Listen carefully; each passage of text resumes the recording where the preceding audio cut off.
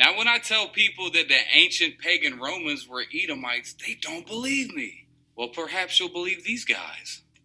Here we have the Dictionary of Judaism in the biblical period.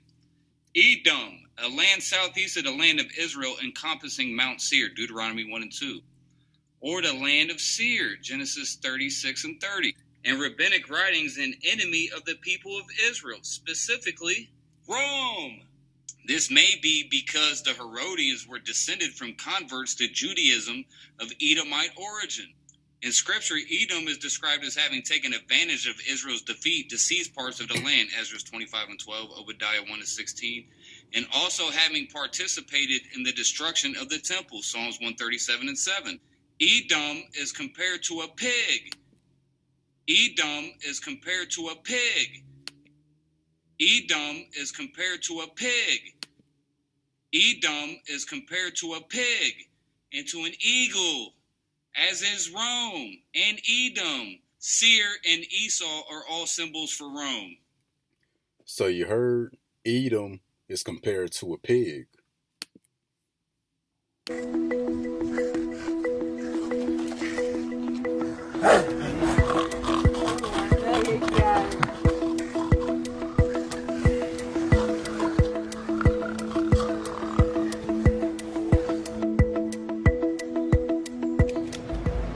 Thank you very much. Thank you. Have a lovely day. I was first recommended the spa by a friend in the city. I wasn't sure at first, but this will be my 6th retreat, and honestly, it's been life-changing.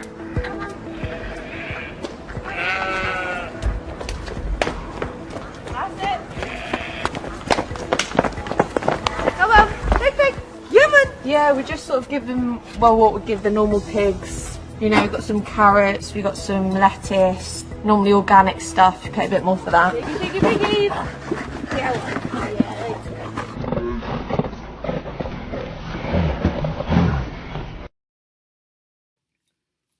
All right, let's start by giving our praises to Yahweh Bahashem, YAHAWASHI, YAHAWASHI. Yahweh is the true name of the Most High. In Hebrew, YAHAWASHI is the name of our Lord and Savior, and the Rakakwadash is the Holy Spirit. Double honors to the elders and apostles, along with the Holy Spirit who taught us His truth. Honors to the brethren that's laboring doing the work to push the gospel, risking their life and freedom to do so. Peace and blessings to the hopeful elect, which should be the 1/3 of the nation of Israel, the true believers, the true biblical Israelites, who are the Negroes, Latinos, Native Americans, and Seminole Indians, who returning back to Yahweh and YAHAWASHI by turning back to this word so that He will have mercy on us in judgment. So you saw the opening clips. In Judaism texts, they compared Esau, Edom, Rome to a pig. They called the so-called white man and compared him to a pig. Then you saw in the second clip, which I'm going to bring that back up, you see here, it's a resort where white people get to live like pigs. And I'm going to title this lesson, Esau the white man, the swine, the pig, something along those lines. They can put on pig costumes, pay big money for it, roll around in the mud, and eat like wild pigs. That shows you that they the filth, they the swine of the earth. And actually in the scriptures, it talks about the swine. Not a literal pig, but swine being Esau, the so-called white man. And I came across that, some years ago. I'm like, man, I want to do a lesson on that one day to make the connections to show that when we see that word swine in the scriptures, it's referring to Esau, the so-called white man. And through the power and spirit, Yahweh Bashim Yahushua, we're bringing out that lesson now. I got enough evidence, video, scripture. I got a reading we're going to go into as well. But first, let's bring out that actual scripture. So Matthew chapter 7, verse 6, Yahawashi said, give not that which is holy unto the dogs. The dogs would be the other nations. Neither cast ye your pearls before swine. Most people could tell you that the dogs, the swine, is the other nations. But Yahawashi made a clear distinction between the dogs, plural, and between the swine, which to be pork, wild boar, pigs, pork, all together. And we're going to show that this swine, we'll be talking about Esau, the so-called white man. So give not that which is holy unto the dogs, the other nations, neither cast ye your pearls before swine, which is Esau, the so-called white man, lest they trample them under their feet and turn again and rend you. So what's this pearl? That's this truth. We're not supposed to cast our pearls before dogs, the other nations, or the swine. They can use it against us. Pretty much what they done in the past. They found out that our strength is this word. They took the word from us and came up against us. So we're going to show that the dogs are the other nations. Mark chapter 7, verse 27. But Yahawashi said unto her, and we're going to get straight to the point, let the children first be filled. The children of God, the children of the Most High, Yahweh, the Israelites. Let the children first be filled. For it is not meet to take the children's bread and cast it to the dogs. Yeah, Yahawashi said this unto her. This would have been a woman of another nation. So going back, we see that these dogs Yahawashi is referring to would be other nations. But he makes a clear distinction and mentions the swine separately, which we know dogs are filthy creatures. They're unclean. But we know that it's a creature whose filthiness far exceeds that of a dog. And we know the other nations are unclean, but we know that there's a nation of people whose wickedness and abominations and filthiness far exceeds that of all other nations. And that would be the swine, Esau, the so-called white man. So first, let's start making these connections. Genesis 25, and we're going to go up to 24. This is when Isaac and Rebekah were going to conceive children. And when her days to be delivered were fulfilled, behold, there were twins in her womb. Now to get straight to the point, this is the birth of Jacob and Esau. Esau is the father of the so-called white race, who are known as Edomites in the Bible. Jacob would be the father of the children of Israel. So let's continue. And the first came out red all over like a hairy garment, and they called his name Esau. That's why I got a red man right here, because white people ain't actually white. They're red. They're a shade of red. And you see, his skin tone matches the skin tone of a pig. So they the pork people. It's no coincidence they both pink and they both filthy, disgusting. Because pink is a shade of red. Pink is not its own color. It's a derivative of red. So the scriptures were spot on when it said, and it first came out red. White people are red. Like my bro Ahmawan say, what color is Santa Claus' cheeks? Red. And like I say, what do white people call themselves? Rednecks. What's a term that you hear in the world? Red devils. You don't ever hear, white devils or brown devils or black devils. It's red devil. What color is the devil in all your children's cartoon and story time books? The devil is red. So that lines with Esau, the so-called white man. So again, the first came out red all over like a hairy garment, and they called his name Esau. And after that came his brother out, and his hand took hold on Esau's heel, and his name was called Jacob. And Isaac was 80 years old when she bare him. So notice it doesn't describe how Jacob looked. Jacob came out normal. Black hair, brown skin. He came out looking like everybody else. But that distinction was made with Esau. He came out red, came out looking like Freddy Krueger, came out with pork skin. So now we're going to get into this reading I got. And we're going to jump back and forth between this reading and the scriptures. So, matter of fact, let me do something real quick.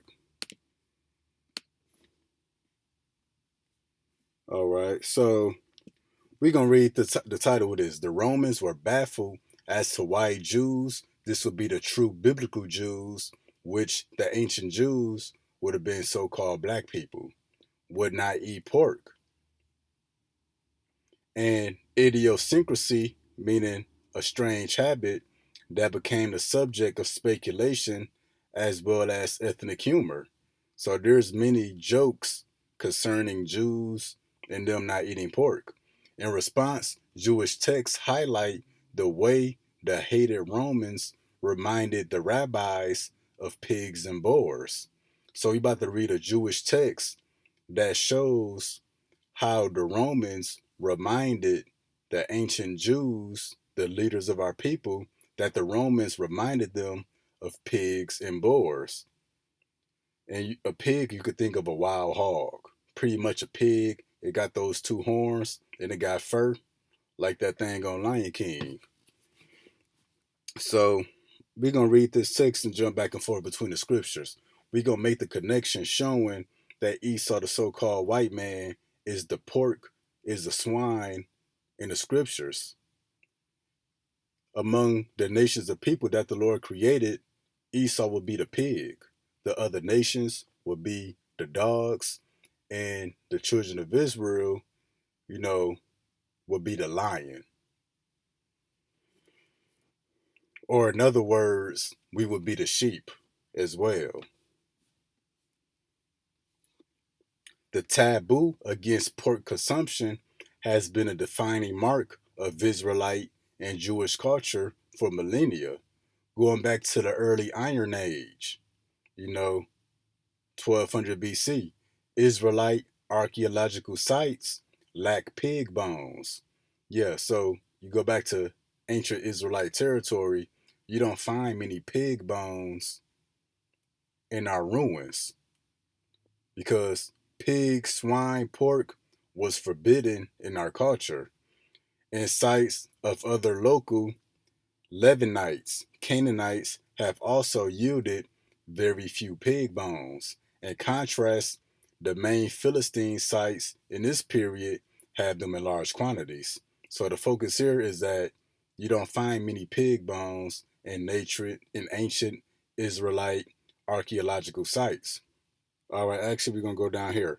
The Greeks and the Romans, which are both white people, the Edomites, were curious about the unique people living among them. And what would those unique people be? The Israelites. And a number of Greek and Latin authors discuss the differences between Jewish practices and their own practices. So the practices between the Greek and the Latins and how they were different between that of the Jews. One of the distinctive markers that especially stood out for Greeks and Romans is the Jewish avoidance of pork, which we know while we avoid pork, it's unclean to us. We shouldn't even touch it. In the book of Leviticus. Let's continue.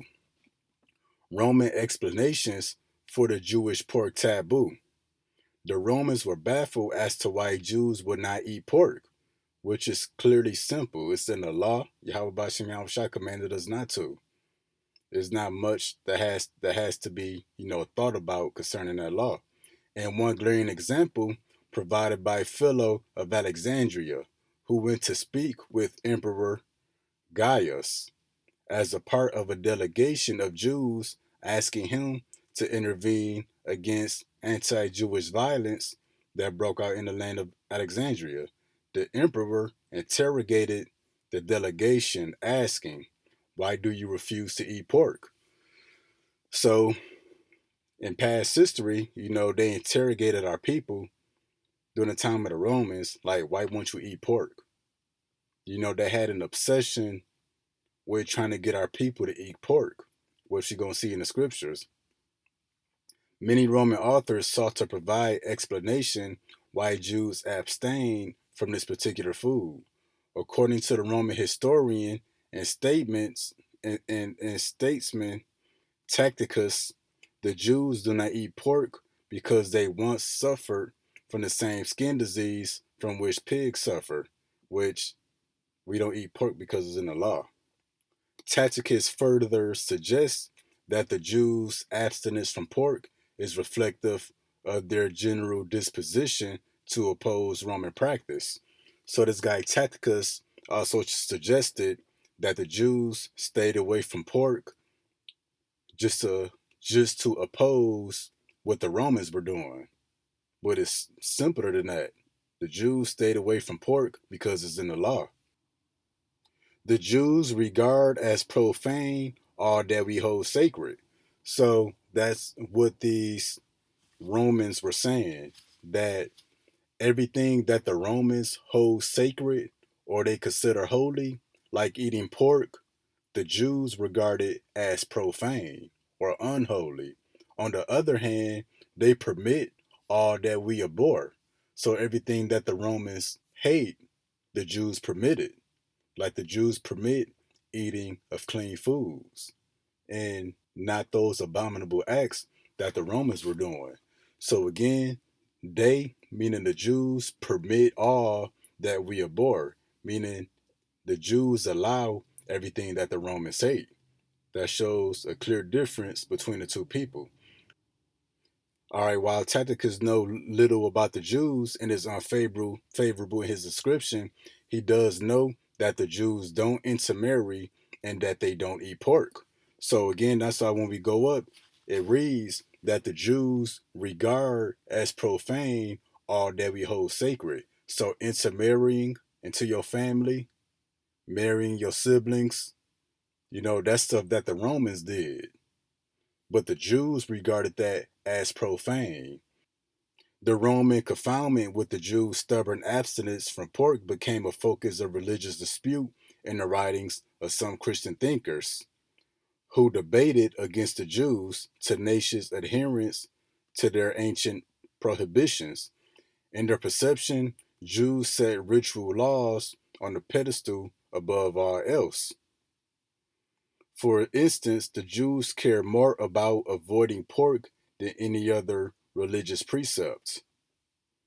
And this is the conflict between the Jews and Assyrians and Egyptians and Romans, not over the question whether holiness should be put before everything else and should be pursued in all circumstances, but rather the particular act of eating swine's flesh is holy or unholy.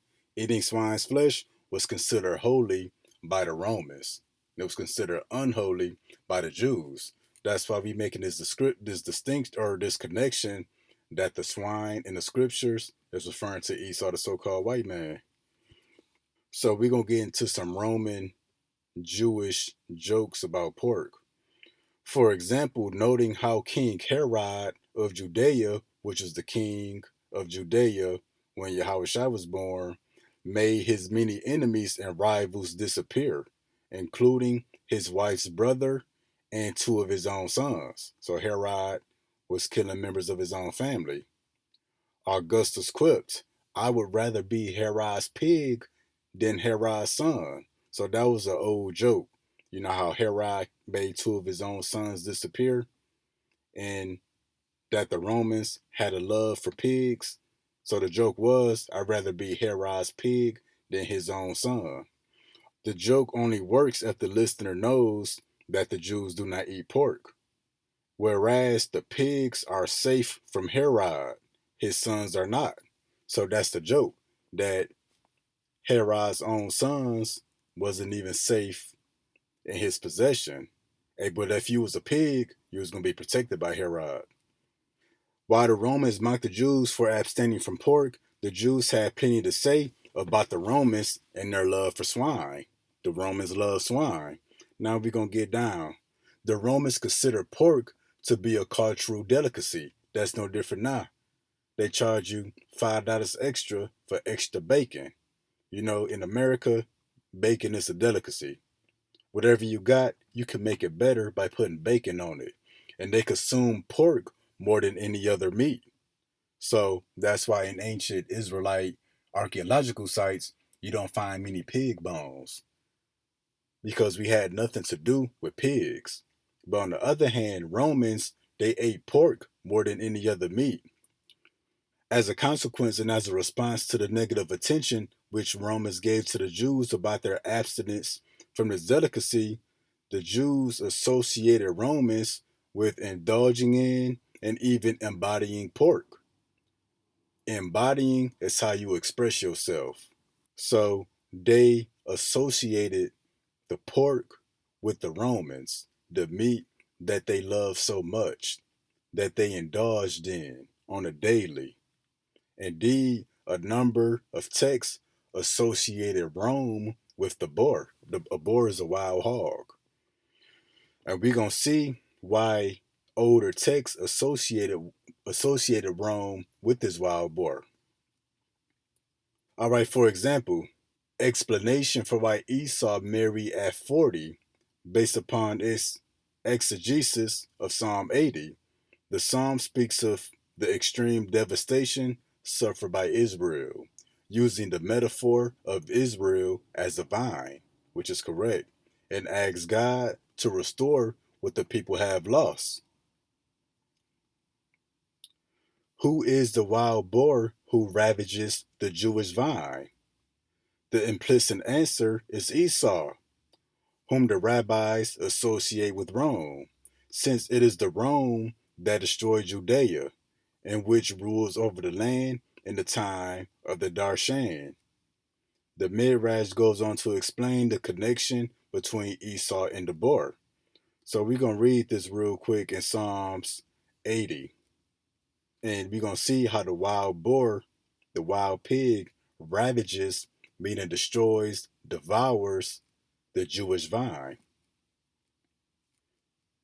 So Psalms 80, we're going to start at verse 8.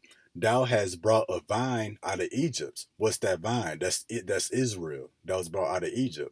Thou hast cast out the heathen and planted it. Thou preparedst a room before it. Thou didn't cause it to take deep root and filled the land. The hills were covered with the shadow of it, and the boughs thereof were like the goodly cedars.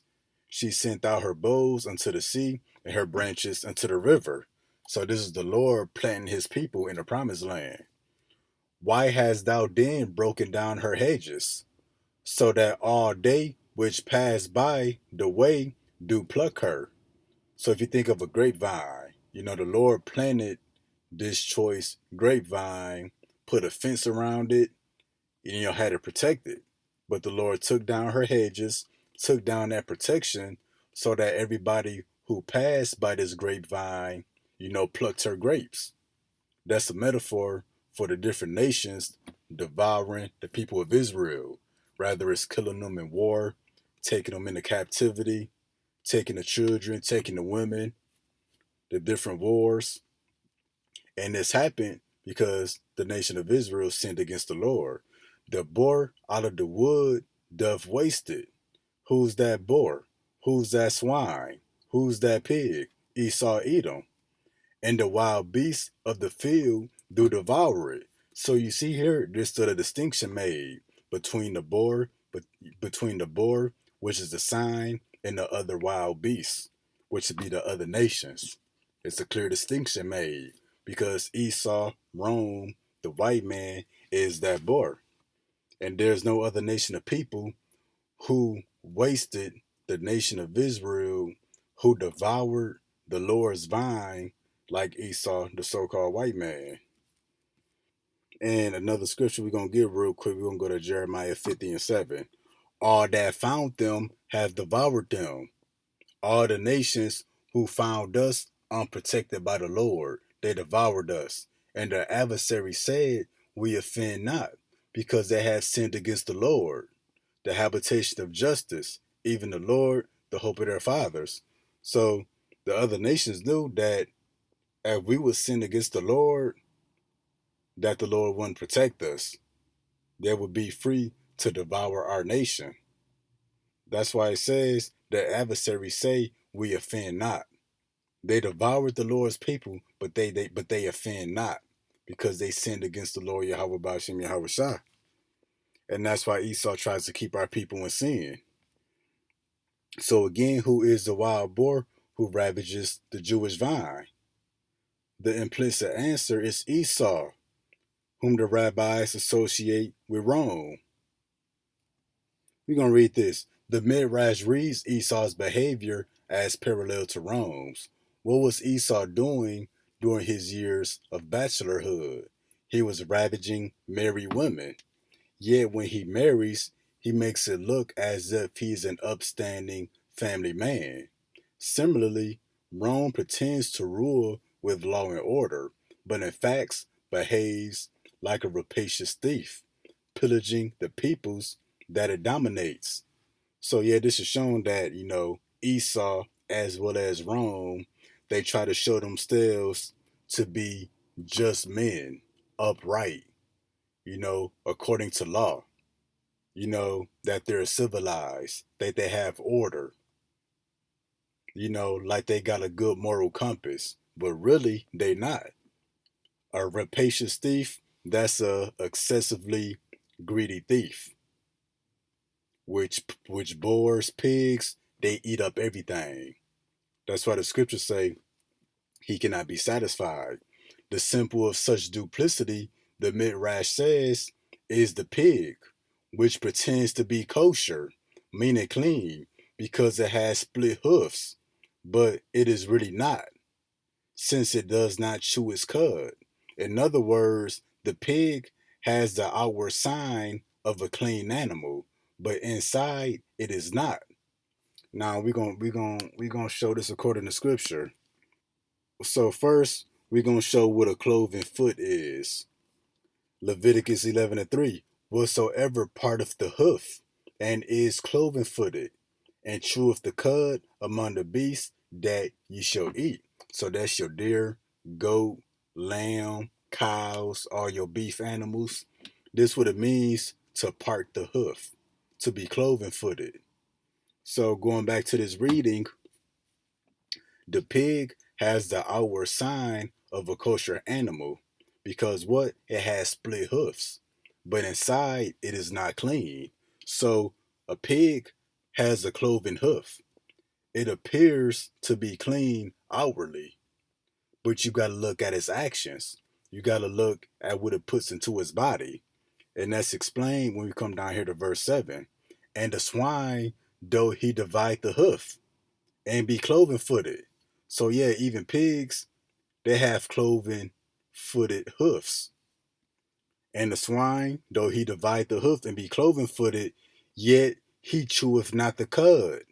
He is unclean to you. So this making the connection between Esau being a pig. Esau likes to act like he polished up, he clean, his best behavior. He got a suit, he got a nice talk to him, try to act professional, try to act like he trying to do good for the world, acting like he got a law and order that he follow, like he played by the rules, like he played by the book. But inwardly, he an abominable, filthy, wicked devil. He's a demon, bloodthirsty, a rapist, a murderer, a thief, a liar, a deceiver. He's an adversary. So this is a pig, which if you looked at its outward appearance, like you might look at an Edomite outward appearance, hey, they may appear to be clean by the book, but you got to look at its actions. What is the pig eating? He's not chewing the cud. And in a spiritual sense, what would that cud be? It would be the pasture. It would be the words of this book. Because sheep, they chew the cud. Which who would the Lord's sheep be? It would be his people, the Israelites. We chew the cud. We devour the wisdom, knowledge, and understanding that's in his book. And pigs, they not gonna chew the cud. They not gonna eat the grass. Just like Esau, the so-called white man, he not gonna feed his spirit the words in his book. What does he feed his spirit? LGBTQT, plans of world domination by lying and deceiving, knowledge of the sword, his weaponry, how to take down everybody, how to come up against the Lord's people, thinking of himself to be God, how he can make himself as the Most High. It's full of wickedness that he feeds his spirit. So again, that's why he's compared to as the pig. He's cloven-footed. He may put on a good show outwardly, but inwardly he is unclean. Because you can see what they feed themselves. Just as what is the pig? A pig is going to eat up everything, dead, alive, rotten, trash, not food. Same with Esau, the so-called white man. You know, he's going to do all sort of abominable acts, and those acts come from within.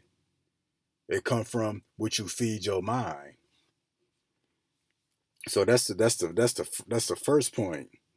But now we're gonna go into the boar, because the boar is a different animal, but it is a swine, and we're gonna show why Rome, Esau, Edom, the white man, is also referred to as the boar as well. By using Psalm 80 as its base text, the Midrash does not limit itself to the image of the pig, but includes the pig's wild cousin, the boar, which a wild boar ravages, devours, destroys, eat up everything, which is similar to Esau, how he eat up the world's resources, people's health, people's livelihood. But let's continue. The rabbi saw the boar's tendency to roam and plunder the hillside as reminiscent of the destruction and violence wreaked by the Romans, who ravaged the hills of Judea and devastated its population between 69 to 70 AD. Moreover, the image was likely strengthened by the fact that the 10th Legion of the Roman army, which took active part in the destruction of the Jerusalem temple in 70 AD, was known as the Boar because of its prominent emblem. So yeah, going back up, the rabbi saw the boar's tendency to roam and plunder the hillside as reminiscent of the destruction and violence wreaked by the Romans, who ravaged the hills of Judea. But we got a quick scripture we're going to get real quick, showing this wild boar. Woe to the bloody city. It is full of lies and robbery. The prey departeth not. What's that bloody city? Esau, the so-called white man. You know, wherever he lives at. You know, whatever Esau has, it was built off of blood. It was built off of lies. It was built off of robbery. Because what? He's a pig. A pig is known by appearing to be clean, but inwardly he's wicked and unclean. And the boar, which devours everything by violence, that's where you get the idea of the bloody city. All right. And also, too, the Roman army, the legion, that the image of a boar was on its emblem. Now we can go back up to see that. This is part of the Roman legion army. And right on it, they got a wild boar. So that's them personifying themselves, you know, as a pig. The Genesis Rabbi text thus combines two distinct critiques of Rome in one narrative about Esau, Edom, Rome. That's why at the beginning of the video, the Edomite was reading the text out that book. It says, Edom is a pig. Edom is swine. Something like that. And that's why I kept replaying it there. The verse of Leviticus, which uses pig imagery, is a moral critique of Rome, which claims that they are hypocrites like the pig, pretending to be civilized, while really rapacious and destructive at the core. So it's going back to the idea of a pig. They appear to be clean, but it's not clean, because if you don't know the full law, a pig will trick you into thinking that it's clean because it's cloven-footed, but inwardly it's unclean. All right, let's continue. Pretending to be civilized while really rapacious and destructive at its core. Rapacious is exceedingly greedy, because pigs, boars, they eat up everything. which I got a scripture that go into that. Habakkuk 2 and 5. Yeah, also because he transgresseth by wine. He is a proud man, neither keepeth at home. This is the white man who enlargeth his desire is hell. And what's hell? That's the grave. The grave would never be filled. The desires of the so-called white man would never be filled. He's excessively greedy and aggressive with filling his lust, and is as deaf and cannot be satisfied. That's that of a wild boar. They devour everything. But gathereth unto him all nations, and heapeth unto him all people. Why do he gather all nations and all people? Because he's going to rob them of their livelihood, their resources, oppress them, be violent towards them, and take everything that can be taken from them. All right, so let's come back here.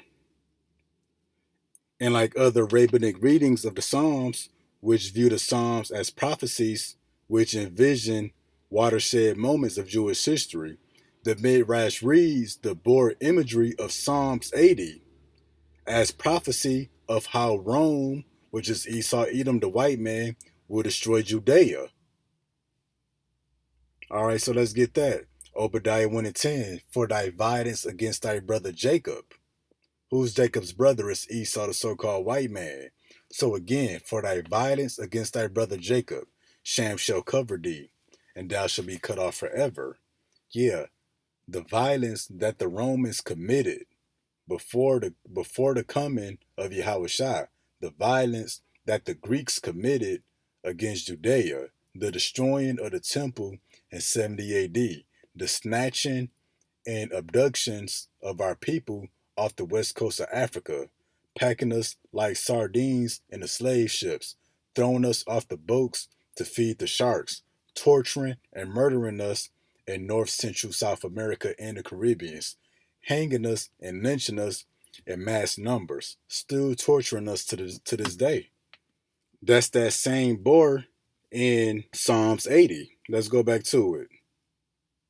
The boar out of the wood do waste it, and the wild beasts of the field do devour it. But nothing has devoured us like that wild boar, which is Esau, Edom, the so-called white man. All right, we're gonna start here. The pig is Edom. A lot of these texts were wrote by Edomites. These newer texts. So the Leviticus rabbi also uses the pig boar imagery for Rome. The context of this homily is the claim that various prophets, including figures such as Moses and Daniel, foresaw 4 nations that will rule the world. And in each case, the 4th nation is Rome. We know that's the 4th beast. The red dragon. The verse attributed to Moses in his Midrash are part of this list of ritually unclean animals in Leviticus. According to this homily, the camel represents Babylonia, the badger represents Media, and the hare represents Greece. But the swine represents Rome. After establishing how Rome is like a boar, devours and destroys everything, like they destroyed Jerusalem. They completely eradicated Jerusalem, the people, the temple, the walls, the city. And comparison to a boar and a pig allows the rabbis to combine the elements of the rapaciousness with the hypocrisy of the governor, who prosecute criminals for their rapacious crimes, and at the same time is guilty of the very same behavior. So this is going to how Rome, how Esau, Edom, they punish criminals for their crimes, but at the same time, they guilty for the very same behavior. The Romans, the Edomites, they persecute criminals, but they be guilty of the same crimes. So let's zoom in on this. It happened with a certain governor in Caesarea, which are Edomites, that he executed thieves, adulterers, and sorceresses, and said to his counselors, this man himself did all 3 of these in one night. So a governor in Caesarea, he executed thieves, adulterers, and sorceresses, but he committed all those 3 acts in the same night. And that's why when we come to the book of Psalms, chapter 50, verse 16, but unto the wicked Yahweh saith, what hast thou to do to declare my statutes? or that thou shouldest take my covenant in thy mouth, seeing thou hatest destruction, and casteth my words behind thee. When thou sawest the thief, then thou consented with him, and has been partaker with adulterers. See that? That Caesarea governor executed thieves, adulterers, and sorceresses, but he did all three of those things in one night. And the Lord said they consented with thieves and partook in adulterers. But thou givest thy mouth to evil, and thy tongue frameth deceit. So yeah, who are they to try to declare law, declare righteousness, in their kingdom? Who are they to try to use the laws and the commandments of the Most High, in their society, when they don't even keep them same laws? Like a pig, it appears to be cloven. It's cloven footed. It appears to be a clean animal, but it's unclean because you can look at its behavior, meaning what it eats. It eats dead things. Other comparison between Rome and the pig was established, yielding more reasons why Rome is like a pig. Thus, Leviticus Rabbi continues with further criticisms of Rome being pig-like, playing off the symbolic meaning chewing cud. An animal which chews cud displays healthy physical condition, and the act of constant chewing denotes cultivating a hearty and robust disposition, which the rabbis interpret as either praising God or cultivating righteous people. So that's why we say you got to look at what the sheep eat, which the sheep would be the Lord's people. They chew the cud. They eat green pasture. They eat grass. That's the equivalent of us not only praising Yahweh Ba'Shem Yahawashi, but we continually feeding ourselves in the spirit, this daily bread, which would be this word, which the pig don't do that. They don't chew the cud. They eating everything else that's unclean, dead, rotten flesh, trash. Each homily takes a further step, noting that Rome does the exact opposite of these righteous acts. Romans curse God and they kill the righteous. And then when we read this here, the pig, this is Edom. It does not chew its cud. It does not raise righteous people. Not only do they not raise righteous people, but they kill them. This is what the verse means. Isaiah 47:6. I was angry at my people. I defiled my heritage. I put them into your hands. Now let's get that in the scriptures. So we're going to jump to Isaiah 47:6. I was wroth, meaning angry, rough with my people. I have polluted mine inheritance. So yeah, the Lord polluted his people. How did he pollute his people? He polluted his people with another people. And that's proven here. I have polluted mine inheritance and given them into thine hand. We was given into the hand of the so-called white man to be polluted. Thou didn't show them no mercy. Yeah, they never showed us no mercy. Upon the ancient has thou very heavily laid thy yoke. So we're going to show that it's the white people, the Greeks, the Romans, that polluted the Lord's inheritance. So first we're going to come to 1 Maccabees, chapter 1, verse 41. Moreover, King Antiochus wrote to his whole kingdom that all should be one people, and every one should leave his laws. So all the heathen agreed according to the commandment of the king. Yeah, many also of the Israelites consented to his religion, and sacrificed idols and profaned the Sabbaths. So the heathen and many of the Israelites, they consented to follow the laws of the king and to leave the laws of the Bible. For the king has sent letters by messengers unto Jerusalem and the cities of Judah, that they should follow the strange laws of the land. So don't follow the laws of the Bible, follow the strange laws of the land. And why would those laws be strange? Meaning they would be foreign. And forbid burnt offerings and sacrifice and drink offerings in the temple. So don't do no more of your offerings. That was the law that was being forced on our people. And that they should profane the Sabbaths and the festival days. So we won't keep none of the holy days. And pollute the sanctuary and the holy people. This was all by the pig Esau, Edom, the so-called white man. Again, Isaiah 47:6, I was wroth with my people. I have polluted mine inheritance and given them into thine hand. Thou didn't show them no mercy. So yeah, it was Esau, the white man, the Greeks, the Romans, whose hand we was given into. It was them who polluted the Lord's inheritance and pollute the sanctuary and the holy people. Set up altars and groves and chapels of idols and sacrifice swine's flesh and unclean beasts. So among the unclean beasts that was being sacrificed on the altar in the temple, the chief thing that was first stated was swine's flesh. Before you sacrifice anything, sacrifice the swine's flesh. That they should also leave their children uncircumcised. That's an unclean thing. And make their souls abominable with all matter of uncleanness and profanation, to the end they might forget the law and change all the ordinances. So that's how the Lord's temple was polluted. And that's what separates the sheep, the Lord's sheep, from the swine. They both cloven-footed, but it's what the animals eat. It's what they feed themselves. And that's why when we also come to the book of Sirach, chapter 12 and 10, never trust thine enemy, for like as iron rusteth, so his wickedness. Who's our chief enemy? It will be the boar, this pig, Esau, the so-called white man. Set him not by thee, lest when he hath overthrown thee, he stand up in thy place. Neither let him sit at thy right hand, lest he seek to take thy seat.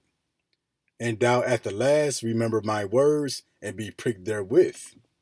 Yeah, because eventually, especially during the dark ages, when we started putting these devils at the caves, these devils got different positions in our culture. They was put in different places in government and in the temple, and they started profaning everything.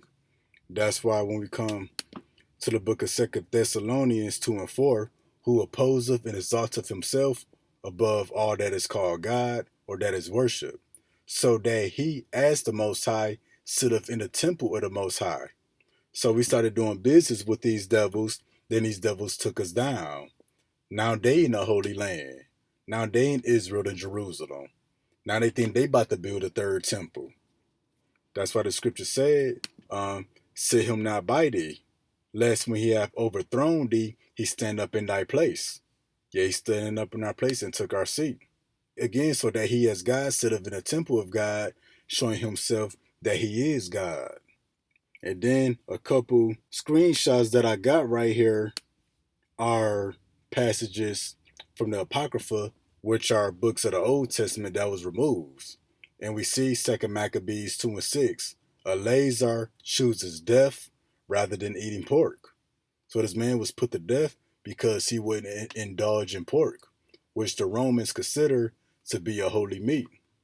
2 Maccabees and 7. A mother and 7 sons choose to die rather than eat pork. So 8 people got tortured one after another.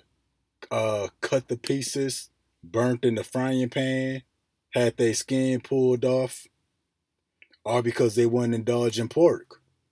They were so obsessed with seeing our people eat pork. So we're going to come back to this reading, see if there's anything we need to get. While Romans thought that the Jews were odd because they would not eat pork, the rabbis responded by saying the Romans are themselves pigs, by referring to Romans as rapacious boars and hypocritical pigs. Rapacious meaning they're excessively greedy, because we read his desire is as hell. He cannot be satisfied. They destroy everything. For violence against your brother Jacob, how they destroyed Jerusalem, how they destroyed the temple, how they destroying us now, and the hypocritical pigs. They appear to uphold a law, but the very same thing they prosecute and execute people for, they do those crimes on a whole higher level. Rabbinic writers implied that Rome, rather than being an enlightened society that transcended Jewish superstition, grotesquely embodied the very object of its people's indulgence. So they embodied, personified the animals that they ate, which they mainly ate pork, pigs, and wild boar. So the very same thing they ate, that's what they were likened unto in the spirit. That's why it's a saying, you are what you eat. You know, the Romans, they overindulged in pork and they behaved as such.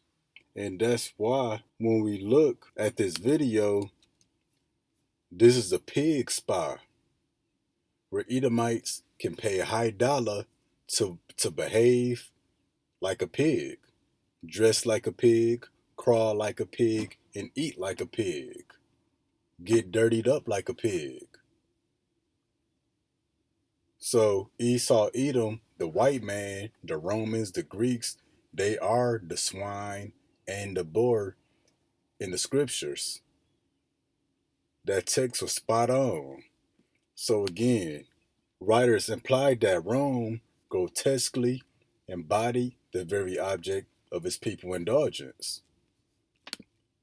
That's them behaving as the very meat they love to consume.